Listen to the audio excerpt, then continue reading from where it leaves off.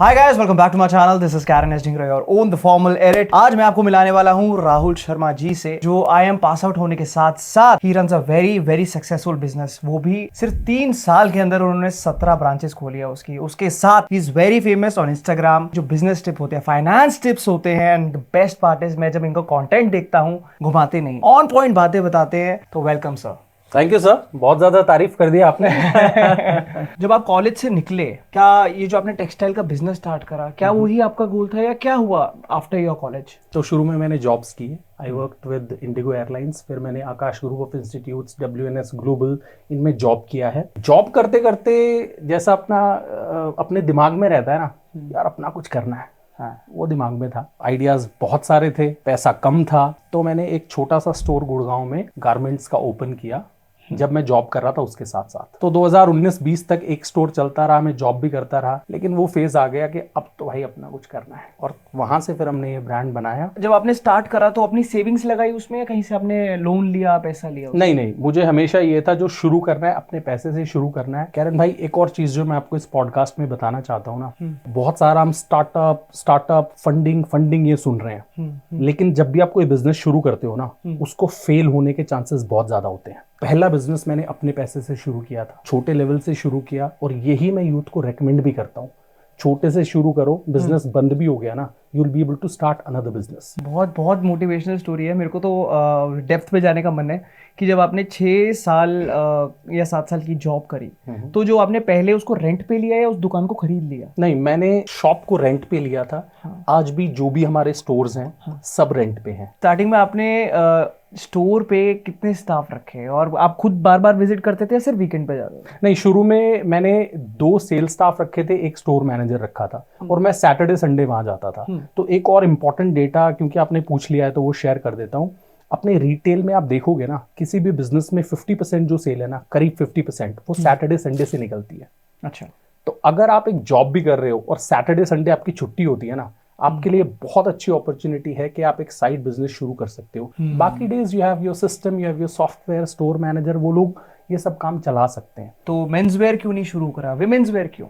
हम लोगों के साथ क्या होता है, हम लोग 3-4-6 महीने में एक बार कपड़े खरीदते हैं, लेकिन लेडीज के साथ क्या होता है ना, मैं कई बार अपनी वाइफ के साथ मूवी देखने जाता हूँ ना, उसको डमी पे कोई सूट पसंद आ जाता है ना, अरे यार ये बहुत अच्छा लगता है, मैं देख लेती हूँ, और वो देखने में ना 4 बैग्स भर के ले आती हैं। It generally doesn't happen with men. हम लोग जो कपड़े वेयर करते हैं mostly they are western wear, जिसमें इंटरनेशनल ब्रांड्स बहुत ज्यादा हैं। लेकिन लेडीज वेयर में जो एथनिक वेयर है ना, उसमें इंटरनेशनल ब्रांड्स नहीं है। तो हमारा जो कंपटीशन है वो इंडियन ब्रांड से है, इंटरनेशनल ब्रांड से नहीं है। सो वहां पे अपने आप को एक बड़ा ब्रांड बनाने की अपॉर्चुनिटी बहुत ज्यादा है, क्योंकि वहां पे एक बहुत बड़ा स्पेस है। 17 के 17 स्टोर जब आपके हैं in just 3 years, that's with your investment. No loan, no loans are there. अच्छा, loans are there. Loans are definitely there, but वो पैसा मैंने बैंक से तब लिया जब मैं श्योर था कि अब मेरा बिजनेस चल गया है और मैं EMI चुका सकता हूँ। जब मैंने कुछ स्टोर्स ओपन कर लिए अपने पैसों से, और अब ये था यार एक स्टोर ओपन करना है, 80 लाख का इन्वेस्टमेंट चाहिए, 30 लाख है, 50 लाख बैंक से ले लेते हैं। ऐसे मैंने किया। लेकिन अगर मुझे ये होता कि बैंक से ही सारा पैसा लेना है और श्योर भी नहीं होता मैं कि बिजनेस चलेगा कि नहीं चलेगा, वहां पे फंसने के चांसेस होते हैं। तो ये प्रॉफिटेबल है? अभी सब प्रॉफिटेबल है। तो जनरली क्या होता है, सर्वे जो रहता है ना बिजनेस के लिए, वो बहुत इंपॉर्टेंट रहता है। वो हर कोई नहीं बताता है, लेकिन आप जब सभी स्टोर्स में जाते हैं और उनसे बात करते हैं, आप फॉर एग्जाम्पल, हम वहां पे गए, हमने ये नहीं बोला कि हम एथनिक वेयर ओपन करने वाले हैं। हम लोगों ने स्टोर्स पे जाके ये बोला कि हम लेडीज फुटवेयर सेल करना चाहते हैं, तो अगर आप थोड़ा सा अंदाजा दे दे कि कितना फुटफॉल रहता है डेली, उन स्टोर्स पे ना स्टाफ काम कर रहा है, तो स्टाफ आपको उस नजरिए से, कॉम्पिटिटर के नजरिए से देखता ही नहीं है। दे शेयर इन्फॉर्मेशन विद यू। तो सर, जैसे हमारी जो मेजर ऑडियंस है वो मिडिल क्लास है, राइट? और मिडिल क्लास जब नई चाहे वो पॉकेट मनी सेव करता है या आप लगा लीजिए पहली जॉब होती है, तो मेरे को भी खुद बिल्कुल ज्ञान नहीं होता है कि पैसे को कहाँ रखना है। सेविंग्स में डाल देते हैं, राइट? बड़े घर वाले क्या बोलते थे, FD में डाल दो, राइट? आजकल SIPs बोलते हैं लोग। आपके हिसाब से 2024 में अगर कोई बच्चा कमाना शुरू करे या थोड़ा सेविंग पड़ी है, तो कहाँ जाए? What is that right direction, कहाँ जाना चाहिए? Very good question. लेकिन इसका कोई भी राइट आंसर नहीं है। आपके लिए SIP अच्छा हो सकता है, मेरे लिए शेयर मार्केट अच्छा हो सकता है, इनके लिए FD अच्छा हो सकता है। सो इसका कोई डायरेक्ट आंसर नहीं है।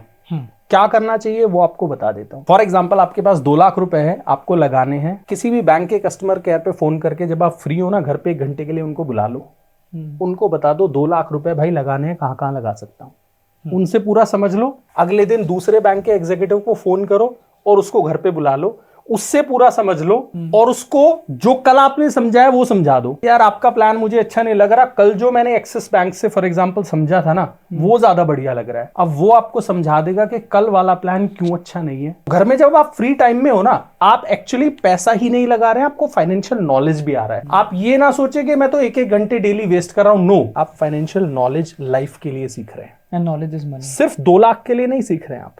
वो जो आपको 4 घंटे में ना, एक्चुअली जिस पैसे को खर्च करके आप ट्रेनिंग लेते हो ना, ऑनलाइन बहुत सारे यूथ ट्रेनिंग लेते हैं ना फाइनेंस सीखने के लिए, वो आपको घर में फ्री में आके सिखा रहे हैं। 2 लाख रुपए की बात नहीं कर रहा हूं, सिर्फ लाइफ के लिए आपको सिखा देंगे।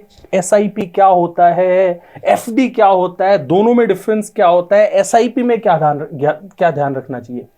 पहले थोड़ी सी नॉलेज ले लो। नॉलेज ले लो, फ्री में नॉलेज दे रहे हैं। बैंक ने लाखों रुपए खर्च करके उनको ट्रेनिंग दिया है, वो फ्री में आपको नॉलेज ट्रांसफर कर रहे हैं। HDFC वाला ये बताएगा कि मेरा प्रोडक्ट कैसे अच्छा है, तो उसका ना जूस निकाल के जब आपको समझ में आएगा ना, हाँ यार ये प्रोडक्ट अच्छा है, 4-5 बार फिर से बुला लो। उनको तो हायर इसलिए किया गया है ना, कहते हैं ना bank, they are counsellors, they are consultants, use their consultancy services. हो क्या रहा है, यूथ क्या करता है, यूट्यूब पे डालता है, यूट्यूब पे वही सिखाया जाएगा जिससे सिखाने वाले को फायदा होगा। कोर्स बेचना। Getting my point. अगर मैं वीडियो बना रहा हूं SIP के बारे में, तो मैं SIP के फायदे ही बताऊंगा। बाप रे, ये तो धोती खोल रहा है।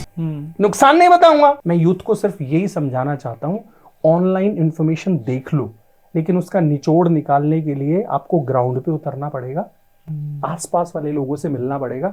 ये निचोड़ तो जो आप पैसे खर्च रहे हो, इतने लाखों हजारों कोर्स खरीद रहे हो, ये 4-5 घंटे में आप फ्री में घर पे आएंगे, डोर स्टेप पे आएंगे, समझाएंगे। And they are professionals. Online पे तो जो आपको कोर्स दे रहा है वो जॉब कर रहा है डेलॉइट में, आपको फाइनेंस की नॉलेज दे रहा है, वैसे IT की जॉब कर रहा है। सर एक बात बताइए, हम बिना नाम लिए जानेंगे, आजकल ये जो ट्रेंड चला है, कोर्स ले लो, कोर्स ले लो, कोर्स ले लो, सम इन्फ्लुएंसर्स, आपके हिसाब से अंदाजा ये कोर्स बेचने से क्या बहुत प्रॉफिट हो रहा है, क्या कुछ आपको पता है कि कितना बड़ा गेम है? बिल्कुल। सबसे पहले हमें ये सोचना पड़ेगा कि ऑनलाइन कंटेंट बना क्यों रहे हैं। उनका तो बिजनेस ही भाई ऑनलाइन कंटेंट बनाना है। तो जैसे दुकानें हैं, ऑनलाइन वालों की भी ऐसी दुकानें हैं। अगर वो कंटेंट ही बना रहे हैं तो obviously they would want to make money out of it. Correct. तो ऑनलाइन कोर्सेज से लोग पैसा कमा रहे हैं, लेकिन ऑनलाइन से आप स्किल्स नहीं डेवलप कर सकते हैं। आपने डाइट प्लान का इंफॉर्मेशन किसी को देना है, आप दे सकते हो। बिजनेस करना कैसे आप ऑनलाइन सिखा सकते हो। क्रिकेट खेलना, बैडमिंटन खेलना ऑनलाइन सिखा सकते हो। आप सिर्फ ये बता सकते हो कि बॉल का साइज क्या होना चाहिए, पिच की लेंथ कितनी होनी चाहिए। खेलने के लिए तो भाई ग्राउंड पे आना पड़ेगा। करेक्ट। मैंने एज अ कोच आपको खेलते हुए देखना पड़ेगा, तब मैं आपको बोलूंगा ये आपका फुटवर्क ठीक नहीं है। आप री इंप्लीमेंट करेंगे, फिर मैं आपको बताऊंगा यार कल तो सिखाया था, फिर से गलत कर रहे हो। And then you have to go into the match. आप ग्राउंड पे खेलोगे, पिच पे खेलोगे, तब आपको पता लगेगा यार कल तो बहुत सीखा था, लेकिन आज तो 15 रन पे आउट हो गया। This is how you learn things. Business भी भाई ऐसे ही सीख सकते हैं। सर मेरे को एक बात बताओ कि जब हमने ये देखा कि शार्क टैंक का आजकल ट्रेंड है, राइट। मेरे को भी जब मैंने शार्क टैंक पहली बार देखा था ना, कि थोड़ा कॉम्प्लेक्स हुआ। मैंने जैसे लॉ कर रखा है, मैं लॉ बैकग्राउंड से, मेरे को लगा यार मैंने इंजीनियरिंग नहीं करी या MBA टॉप कॉलेज से नहीं करा। जितने यूनिकॉर्न्स है, ये सारे जो लोग बैठे हैं IIT के हैं, कोई टॉप CA है या MBA फ्रॉम IIM है। इज इट वेरी इंपॉर्टेंट कि आप इन टॉप 20 स्कूल से हो, या आपको कभी फंडिंग उठानी हो, या कभी बड़ा स्टार्टअप या कोई भी काम करना हो, बिजनेस करना हो, ऑनलाइन कुछ भी, तो ये क्वालिफिकेशन मैटर करती है? बिजनेस शुरू करने के लिए या उसको बड़ा करने के लिए बड़े बड़े कॉलेजेस से होना जरूरी नहीं है। आपके अंदर पैशन होना चाहिए काम को करने के लिए। छोटे छोटे लेवल से लोगों ने बिजनेस शुरू कर करके इतने बड़े बड़े कर रखे हैं। आजकल थोड़ा जमाना ऐसा हो गया है कि टीवी पे थोड़ा बढ़ा चढ़ा के बता देते हैं, सोशल मीडिया पे थोड़ा बढ़ा चढ़ा के बता देते हैं। जितना कम आपके पास पैसा है, आपके लिए बिजनेस शुरू करना उतना ईजी है। अगर किसी के पास 50,000 रुपए है ना, वो मोमोज का स्टॉल लगा सकता है और उसको मोमोज का बड़ा ब्रांड बना सकता है। लेकिन अगर आपके पास 10 करोड़ है ना, आपको बिजनेस प्लान करने में ही 10 साल लग जाएंगे। कि कहीं मेरे 10 करोड़ डूब ना जाए। लेकिन ये जो कंपनीज आजकल मैं देख रहा हूँ कि पहले तो लोगों की जनरेशन लग जाती थी 100 करोड़ 200 करोड़ तक पहुंचने में, आजकल 25 साल 29 साल में लोग बिलियनर बन रहे हैं और कंपनीज प्रॉफिट में नहीं जा रही। मुझे तो मतलब ये फंडा समझ नहीं आता है। तो ये फंडिंग उठाना इतनी बड़ी बड़ी, उसके बाद फंडिंग मिल जाना और कंपनी चलाना, उसके सीईओ को अगर वो प्रॉफिटेबल नहीं है तो बेनिफिट कहाँ से निकलता है मुझे? मैं आपको बता देता हूँ, जो स्टार्टअप शुरू करता है ना वो हाईली ऑप्टिमिस्टिक रहता है कि मेरा तो आइडिया बहुत अच्छा है, ये बहुत अच्छा स्टार्टअप बनने वाला है। जिसके पास पैसा रहता है वो उनको एक्सप्लॉइट करता है। फॉर एग्जाम्पल, आज अगर आप एक स्टार्टअप शुरू करना चाहते हैं, मैं अगर आपके बिजनेस में 10 करोड़ रुपए लगाऊंगा तो आपके टर्म्स एंड कंडीशंस पे लगाऊंगा या मेरे टर्म्स एंड कंडीशंस? आप अपने पे लगाएंगे। वो टर्म्स एंड कंडीशंस ऐसे रहेंगे कि मुझे आपकी कंपनी बंद भी हो ना तो मुझे फायदा हो। ठीक है, तो स्टार्टअप्स में क्या रहता है, आप कभी भी जीतेंगे नहीं। जो आपके कंपनी में पैसा लगा रहा है ना वो आपसे जीतेगा। बिना कंपनी का नाम लिए बता देता हूं, एक कंपनी है जिसका 22 बिलियन वैल्यूएशन था पिछले साल तक, आज 1 बिलियन भी नहीं है। समझ गया। अपना घर उन्होंने मॉर्गेज किया एम्प्लॉइज को सैलरी देने के लिए। इन्वेस्टर से पैसा लेने का क्या फायदा? एकदम से आप न्यूज में आना चाहते हो, एकदम से आप मीडिया में आना चाहते हो, न्यूज़पेपर्स में आना चाहते हो, उसका पॉइंट क्या है? लाइफ जो है ना कैरन भाई, हमेशा से वही रही है कि धीरे धीरे करके आप ऊपर जाते हैं ना, आप स्टेबल होते हैं। आप एकदम से नीचे से ऊपर जाना चाहे ना, आप नीचे गिर जाएंगे। मैं फंडिंग नहीं ले सकता, इजीली ले सकता हूं, लेकिन अगर मैंने फंडिंग ले ली ना, जो बात मैं आपसे कर रहा हूं, ये बात करने से भी पहले मुझे सोचना पड़ेगा। मेरे खुद के जो वर्ड्स है ना उस पे भी किसी और का राइट हो जाएगा। ये यूथ ये चीज समझ नहीं पा रहा है कि छोटे से शुरू करो, धीरे धीरे करके बढ़ाओ। भाई टीवी पे तो मैं भी आ जाऊंगा 4-5 साल में, शायद इतना ही अच्छा करते रहे तो, लेकिन अगर मैं कल शाम को ही टीवी पे आना चाहूं ना तो वो प्रॉब्लम है। कल शाम को शायद टीवी पे तो आ जाऊंगा, लेकिन 2 साल बाद क्या होगा, शायद मेरा बिजनेस डूब जाएगा। और वो जो सिचुएशन है ना वो सिर्फ मेरे लिए नहीं, मेरे फैमिली उनके लिए भी बहुत बुरा होगा। ये अपना पोर्शन, ये अपने जो शेयर्स होते हैं पहले मैंने सुना है कि सेल करके अपना पहले ही प्रॉफिट साइड कर लेते हैं। हाँ, तो एक कहावत होती है कि before you make a loss all your stakeholders have already made their money. Hindi में बता देता हूं अपने ऑडियंस के लिए, आपका कोई भी जीरो का प्रॉफिट होने से पहले ना जो भी स्टेक होल्डर्स है ना उन सबको अपना पैसा मिल चुका होता है। बैंक अपना पैसा ले चुका होता है, जिसके भी जो आपके स्टेक होल्डर्स है, सप्लायर्स हैं, सब पैसा ले चुके होते हैं। उसके बाद 1 रुपए का प्रॉफिट दिखाया जाता है। ये चीजें बहुत कॉम्प्लिकेटेड है, जो भी स्टेटमेंट्स हम यहाँ प्रोबेबली पास ऑन करेंगे वो कुछ सेंसिटिव हो सकती हैं। सर ये बताइए कि बहुत बच्चे ये पूछते हैं जो college 75 to 80% my audience is college going and school going, तो अब वो ये बोलती है कि घर का कोई बजट टाइट रहता है, कुछ को भी कोर्स करना है या कुछ पार्ट टाइम करने का इच्छा है, लेकिन उसके लिए इतने पैसे नहीं है। राइट। कोई भी थोड़े बहुत साइड हसल्स जो जेन्युइन हो या कोई ऐसे स्किल्स डेवलप कर पाए ये लोग जिससे अपना साइड इनकम थोड़ी बहुत जनरेट हो जाए। ये आपका जो क्वेश्चन है ये एक ऐसे पर्सन से भी आ सकता है, फॉर एग्जांपल मैकेनिकल इंजीनियरिंग कर रहा हो, ये ऐसे बंदे से भी आ सकता है जो फैशन डिजाइनिंग कर रहा हो। तो क्या इसका आंसर कॉमन हो सकता है? नहीं, सबके लेवल नहीं हो सकता। That's what youth needs to understand. जिस लाइन में आप हो ना उससे रिलेटेड काम देखो। आप कॉलेज में हो, स्कूल में हो, कोई बिजनेस शुरू करना चाहते हो ना फ्यूचर में, उससे रिलेटेड कोई काम देखो। उससे क्या होगा, पैसा तो आपको आएगा लेकिन आप फ्यूचर के लिए तो प्रिपेयर हो जाओगे। कल को जब आप इंटरव्यू देने जाओगे या अपना कोई बिजनेस शुरू करोगे, आपको ये पता रहेगा ना कि आपने 6 महीने काम किया है, साल भर काम किया है, वो आपके लिए बहुत बड़ा वैल्यू ऐड होगा। आप जिस फील्ड में एजुकेशन ले रहे हो ना उसके अराउंड कुछ ढूंढो, तो उससे पैसा भी बनेगा, स्किल भी अपग्रेड होगा और फ्यूचर में बहुत हेल्प भी होगी, नॉलेज वाइज भी होगी। ट्रू। तो जिस लाइन में आप एजुकेशन ले रहे हो ना, कोशिश करो उस लाइन में आपको कोई ना कोई साइड हसल मिल जाए।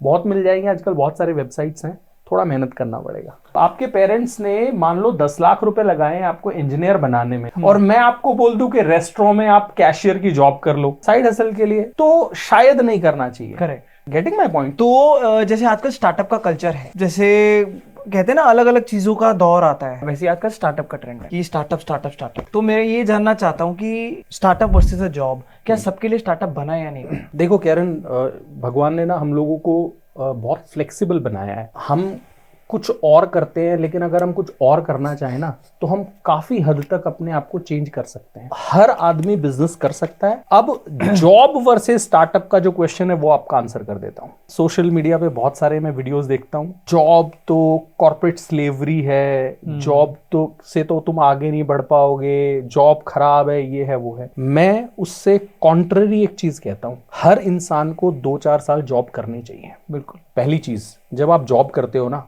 तो जो आप आगे करने जा रहे हो उसमें आपका रिस्क कम होता है। दूसरों के पैसों से आप उस काम को करना सीख रहे हो। बिजनेस डूबेगा तो जो बिजनेस कर रहा है उसका डूबेगा, आप सिर्फ सीख रहे हो। पहली चीज ये है। दूसरा, जब आप जॉब करते हो ना, आपके साथ दूसरे एम्प्लॉइज काम करते हैं, आप एज एन एम्प्लॉय काम करते हैं, आपको पता रहता है कि मेरा एक्सपेक्टेशन एम्प्लॉयर से क्या है। तो जब आप एम्प्लॉयर बनोगे ना, आपको ये रहेगा यार जब मैं एम्प्लॉय था तो मेरा एक्सपेक्टेशन क्या था, तो नीचे लोगों से कैसे डील करते हैं, कैसे डील करते हैं। इट इज वेरी इंपॉर्टेंट कि आप जॉब करें। एडजस्टमेंट भी आता है। एडजस्टमेंट भी आता है। मेरे पास बहुत सारे लोगों के डीएम्स आते हैं कि सर मैं अभी कॉलेज में हूं और मैं बिजनेस करना चाहता हूं। मैं उनको ये बोलता हूं कि कुछ साल आप प्लीज जॉब करें।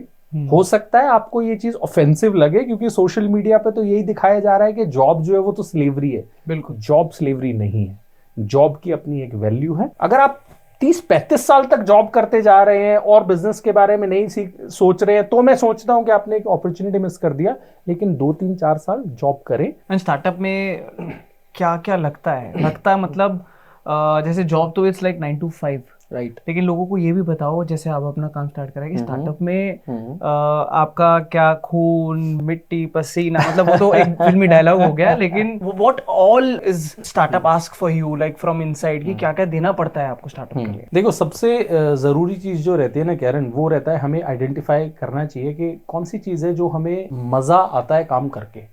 फॉर एग्जाम्पल, आप स्टार्टअप शुरू कर दें रेस्टोरेंट से रिलेटेड, लेकिन आपका उसमें कोई इंटरेस्ट ही नहीं है, आपका इंटरेस्ट फैशन डिजाइनिंग में है, तो सबसे इंपॉर्टेंट तो रहता है कि आपका जो आइडिया है ना वो आपको क्लिक करना चाहिए। छोटे लेवल पे उसको टेस्ट करें, पहले दिन ही फंडिंग के पीछे ना भागे। जब आप छोटे से शुरू करते हो ना तो आपको फियर नहीं रहता है। अब जो आपका क्वेश्चन था उसमें क्या क्या लगता है, वो डिपेंड करता है कि आपका स्टार्टअप जो है वो कितना डिमांडिंग है। तो मेन चीजें वही रहती है कि आपको स्टाफ हायर करना पड़ेगा, आपको लोकेशंस देखने पड़ेंगे, या अगर आप ऑनलाइन बिजनेस शुरू कर रहे हो तो आपको प्रोबेबली एसईओ या जो भी आप डिजिटल मार्केटिंग से रिलेटेड जो भी बिजनेस शुरू कर रहे हो उससे रिलेटेड आपके पास नॉलेज होना चाहिए या एक्सपर्टीज होना चाहिए। तो वो आप किस टाइप का स्टार्टअप कर रहे हो उस पर डिपेंड करता है। बहुत लोग हैं जिनके घर वालों का छोटा गल्ला कहते हैं जिसको, दुकान है, बट कोई अगर चाहता नहीं है कि यार मैं पापा की दुकान पे काम करूं, बेटर क्या है उसके लिए? या तो वो कुछ स्क्रैच से स्टार्ट करे या उसी में उसको थोड़ा सा ऑटोमेट करे, और ऑटोमेशन का जो एक देसी बिजनेस का प्रोसेस रहता है वो किस तरीके से कर सकते हैं? कैरन भाई, पहले तो जो लोग पापा के गल्ले पे नहीं बैठना चाहते ना, वो मुझे बहुत अच्छा लगता है। ऑटोमेशन जो है ना उसको आप एक मजबूरी बना दो। लोगों को ये लगता है कि ऑटोमेशन करना बहुत मुश्किल है, क्या करो उसका भी शॉर्टकट आपको बता देता हूँ। गूगल पे नंबर डालो कोई भी सॉफ्टवेयर कंपनी का, उसको अपने ऑफिस में बुला लो, आपको ट्रायल देगी हफ्ते भर का।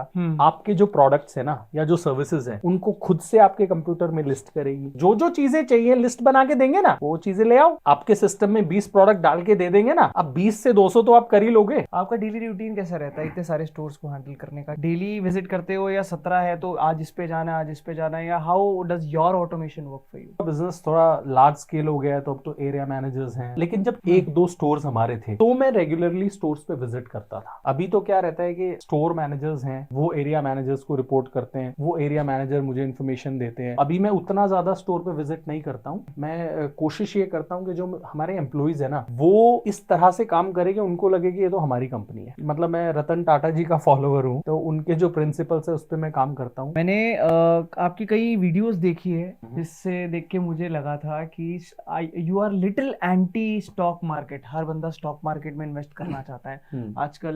मैंने खुद नहीं करा अभी तक। मैं कोई भी चीज करने से पहले, इन्वेस्ट करने से पहले, आई लर्न दैट, राइट। तो मैंने कोई पेजेस फॉलो करे, मैं सिर्फ सीखता हूँ, मैं उसमें पैसा नहीं डालता। पहले मैं सीखता हूँ, जब तक मुझे मेरे को नॉलेज नहीं है मैं नहीं डालूंगा पैसा।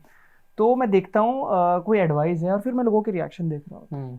एडवाइस दिए, लेकिन 70 to 80% लोग वहां पे बोल रहे होते हैं और कंप्लेन कर रहे होते हैं या परेशान है कि यार पैसा डुबा दिया। और है कौन ये लोग पता है? कॉलेज वाले हैं वही या तो नई मैं जॉब कहना वाले, चाह रहा पैसा ही नहीं है इतना। मैंने इन्वेस्टमेंट बहुत ट्रेडिशनल मेथड से करी है अपनी। कई लोग बहुत गलत बोलते हैं उसकी वजह से। मैंने प्रॉपर्टी ली है अभी गुड़गांव में, तो कहते नहीं प्रॉपर्टी नहीं लेनी चाहिए, क्यों ले ली, और फिर क्योंकि आजकल इन्फ्लुएंसर ऐसा बोलते हैं। राइट। तो मैं आपसे जानना चाहता हूँ कि ट्रेडिशनल मेथड है क्या स्टॉक मार्केट में इन्वेस्ट करना, और क्या सही है? देखो, स्टॉक मार्केट से एंटी मैं नहीं हूं, लेकिन जो स्टॉक मार्केट का इंटरप्रिटेशन लोग कर रहे हैं ना, उसके मैं एंटी हूं। स्टॉक मार्केट क्या है? आप किसी अच्छी कंपनी में पैसा डालो, 10-15 साल भूल जाओ, पैसा आपका ग्रो हो रहा है, वो आपको अच्छे रिटर्न्स देगा। अभी जो स्टॉक मार्केट बन गया है ना, वो बन गया है सुबह 9:34 पे 2,000 रुपए डालो और शाम को 5 बजे 4,000 रुपए निकाल लो। यूथ जो है ना, ओवरनाइट रिच बनना चाह रहा है। ओवरनाइट रिच बनने के ना कोई सही तरीके नहीं है। ड्राइवर्स, हाउस कीपिंग पीपल, इस तरह के लोगों को ना स्टॉक मार्केट वाले ऐप है, ऐसे लोगों को टारगेट कर रहे हैं कि वो पैसा लगाया और फिर डूबे। जिनको पता ही नहीं है फाइनेंस क्या है। आपको बहुत अच्छे स्किल्स चाहिए वहां से पैसा कमाने के लिए। आप सोचो, 18-20 साल का लड़का है, मुखर्जी नगर में यूपीएससी की कोचिंग लेने जा रहा है, और वहां पे ये देख, यूपीएससी की कोचिंग लूंगा, इतने साल तैयारी करूंगा, ये करूंगा, वो करूंगा, जब जाके मैं कुछ बनूंगा। यहाँ पे तो दिखा रहे 2 लाख डाल के शाम को 3 लाख हो जाएगा। उसका मोटिवेशन लेवल क्या रहेगा? और जो दिन भर हम देख रहे हैं कि सुबह 2 लाख डालो, शाम को 3 लाख मिल जाएगा, ये हमें क्या कर रहा है? ब्रेन वॉश कर रहा है। आप डेटा उठा के देखो, ऑप्शन ट्रेडिंग का 2022-23 का मैं पढ़ रहा था, 90% के आसपास लोगों ने पैसे डुबाए हैं। करीब 6% लोग ऐसे हैं जिन्होंने पैसा कमाया तो है, लेकिन थोड़ा बहुत 3500, 4,000 इतना पैसा कमाया है। जो 2-3 लोग बैठ के डिसीजंस लेते हैं, भाई अब निकालना है पैसा, अब ये करना है, या जो कंपनीज है आर्टिफिशियल इंटेलिजेंस का यूज कर रही हैं, वो लोग पैसा कमा रहे हैं। मेरे पर्सपेक्टिव से, बच्चों के पर्सपेक्टिव से बताना बेसिकली कि कॉलेज गोइंग या नए जिनके थोड़ी बहुत सैलरी है, कई आजकल इन्फ्लुएंसर्स प्रमोट करते हैं कि क्रेडिट कार्ड ही यूज करना है, नहीं तो नहीं। ठीक है, पॉइंट्स बढ़ते हैं, आप उस पॉइंट से आप फिर ट्रैवल करते हो। तो आपके हिसाब से डेबिट कार्ड या क्रेडिट कार्ड अगर वर्सेस कर दिया जाए? देखो, डेबिट कार्ड तो एक कन्वीनियंस है, आप ही का पैसा है, आप यूज कर रहे हो। क्रेडिट कार्ड में भी आइडियली अगर आप इसकी थ्योरी समझो ना, तो कोई प्रॉब्लम नहीं है, बैंक का पैसा यूज करके 50 दिन में वापस दे दो।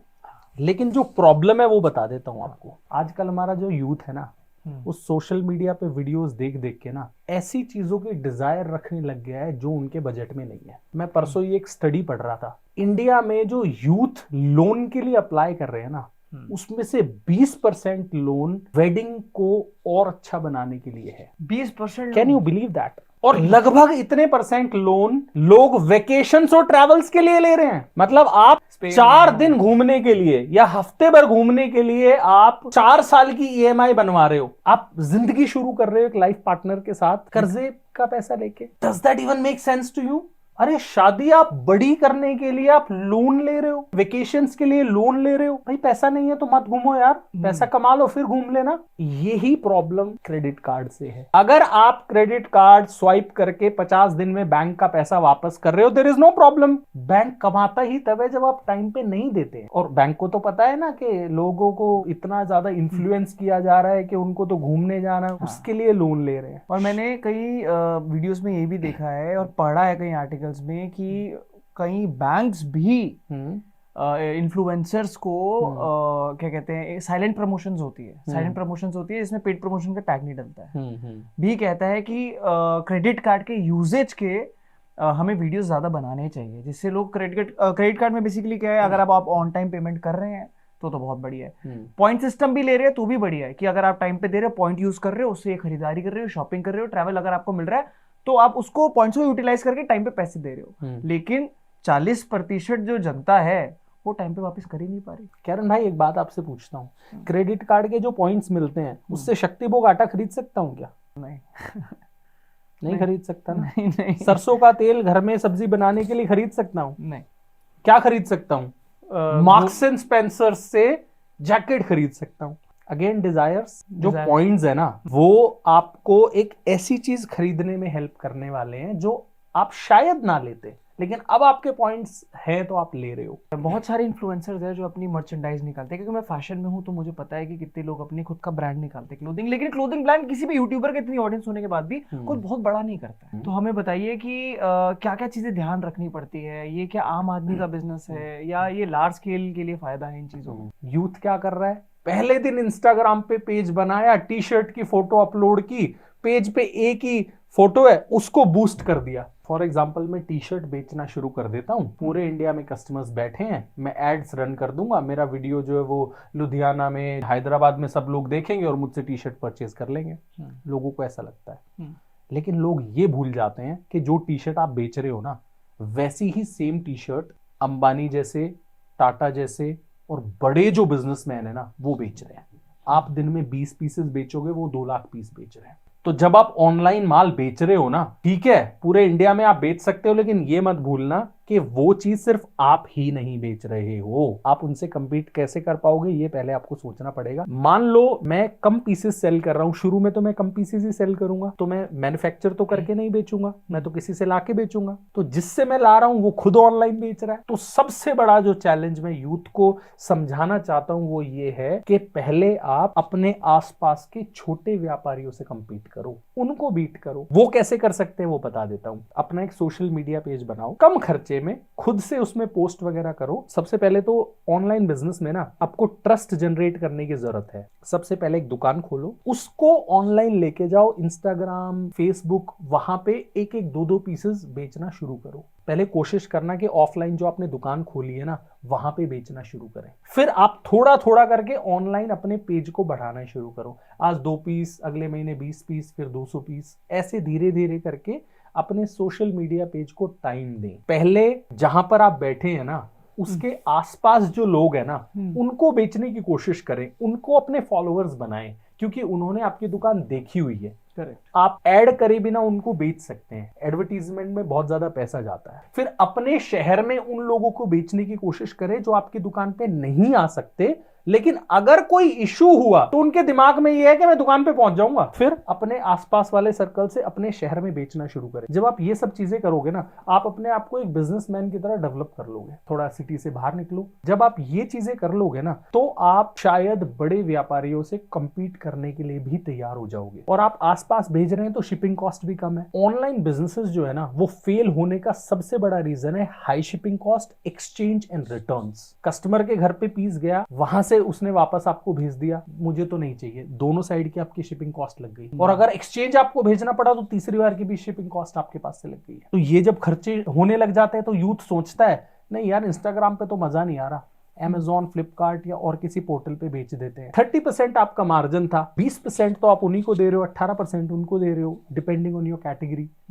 कैसे कर पाओगे? लेकिन वही बात है कि आप 700, 900, 1000 रुपए की टी शर्ट ला रहे हो, बड़े बड़े प्लेयर्स वही मैन्युफैक्चर 150, 200 में कर देते हैं। बिल्कुल सर। तो आप कितनी भी आपके फॉलोअर्स हो, एक बारी शौक के लिए तो खरीद लेंगे, बस सिर्फ एक बारी शौक के लिए खरीद लेंगे, लेकिन लॉन्ग टर्म के लिए कौन खरीदेगा? अगर मेरे को कोई भी धंधा स्टार्ट करना है, वो 3-4 चीजें मैं जरूर ध्यान रखूं जिससे उसका फ्यूचर ब्राइट हो। जिस बिजनेस में आप पैर रखना चाह रहे हो ना उसकी आप नॉलेज गेन कर लो। अपने इंडिया में थोड़ा सा कल्चर ऐसा है कि हम छोटी नौकरियां करने में शर्माते हैं। फॉर एग्जांपल किसी को रेस्टोरेंट ओपन करना है, वो किसी रेस्टोरेंट में जॉब नहीं करना चाहता पहले। अगर आप जॉब कर लोगे ना 6 महीने, तो आपका बिजनेस फेल होने के चांसेस सिग्निफिकेंटली रिड्यूस हो जाएंगे। थोड़े दिन अपने प्रेस्टीज से समझौता कर लो और जो बिजनेस आप करना चाहते हो ना उसमें थोड़ा सा आप एक्सपीरियंस गेन कर लो। दूसरी चीज, जब आप बिजनेस सेलेक्ट कर लो ना उसका मार्केट सर्वे कर लो। जिस लोकेशन पे आप खोलना चाहते हैं वहां पर आपकी लोकेशन, आपका बिजनेस कितना भी अच्छा बिजनेस आइडिया हो, लोकेशन ठीक नहीं है ना तो आपका बिजनेस नहीं चलेगा।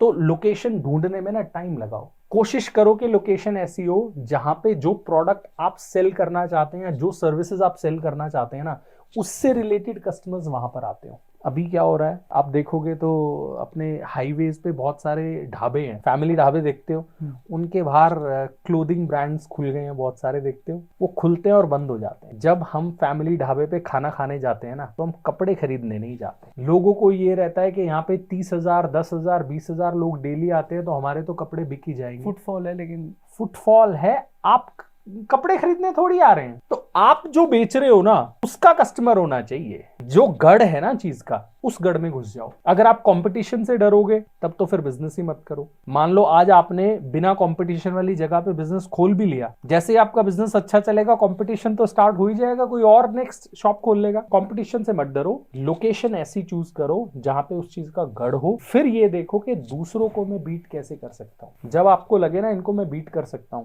तब आप शॉप खोलो। तीसरी चीज, स्टाफ जो है ना वो होना चाहिए वेल ट्रेन्ड। बेशक थोड़ा महंगा हो, जनरली लोग क्या करते हैं, नया नया बिजनेस होता है, सस्ते वाले स्टाफ रख लेते हैं। ऐसा कभी भी नहीं करना चाहिए। ओके। बेशक महंगा स्टाफ रखो, लेकिन उस चीज का एक्सपीरियंस उस स्टाफ को होना चाहिए। आपका जो स्टाफ है ना वो आपके बिजनेस को मेक भी कर सकता है, ब्रेक भी कर सकता है। तो अच्छा स्टाफ आप हायर करो, उनके साथ अच्छे रिलेशंस बनाओ, टाइम पे सैलरी दो, टाइम पे इंसेंटिव्स दो। इंसेंटिव रखना बहुत जरूरी है। ऐसा नहीं है कि हायर कर लिया 15,000 पे 15,000 ही दे रहे हैं, जितनी वो सेल कर रहे हैं उसके हिसाब से उनको इंसेंटिव देना बहुत जरूरी है। वो उनको किक देते रहता है, मोटिवेशन होता है काम का। जो कस्टमर्स हैं उनको आपने अच्छा ट्रीट करना है, उनका डेटा रखना बहुत इंपॉर्टेंट है, उनको रीपरचेज करवाना बहुत इंपॉर्टेंट है। जिस बिजनेस में रीपरचेज होता है वो सक्सेसफुल हो जाते हैं, जिसमें रीपरचेज नहीं होता है वो बंद हो जाते हैं। कस्टमर का एक्विजिशन कॉस्ट बहुत हाई रहता है। एक बार आ गया दोबारा नहीं आया ना, इसका मतलब क्या है कि आपके प्रोडक्ट में दम नहीं है। तो आपको ये इंश्योर करना है कि एक बार जो कस्टमर लेके जा रहा है ना वो वापस आए। वापस ना आए ना तो कम से कम आपको ये बताए कि वापस क्यों नहीं आया, मतलब आपको वो फीडबैक मैकेनिज्म बिल्ड करना जरूरी है। सो ये सारी चीजें करनी बहुत जरूरी है। So thank you so much Rahul ji, आप आए, आपने अपनी वैल्यूबल नॉलेज दी हमारे कॉलेज गोइंग, स्कूल गोइंग या जिनकी नई जॉब लगे उन सभी लोगों को। I really got a lot of information, बहुत सारे इनपुट्स थे जो आगे मैं डेफिनेटली लोगों को बोलूँगा कि इनको आगे जाके फॉलो करिए इंस्टाग्राम पे, ये रहा इनका हैंडल। कोई लास्ट मैसेज जो आप जनता को देना चाहें रिगार्डिंग फाइनेंसेस, बिजनेस या जेनेरिक? देखो, मैं सीधी बात करने वाला इंसान हूँ और अब आप लोगों से सीधी बात कर रहा हूँ, और वो जो सीधा मैसेज ये है ना वो ये है कि लाइफ धीरे धीरे करके आगे बढ़ती है।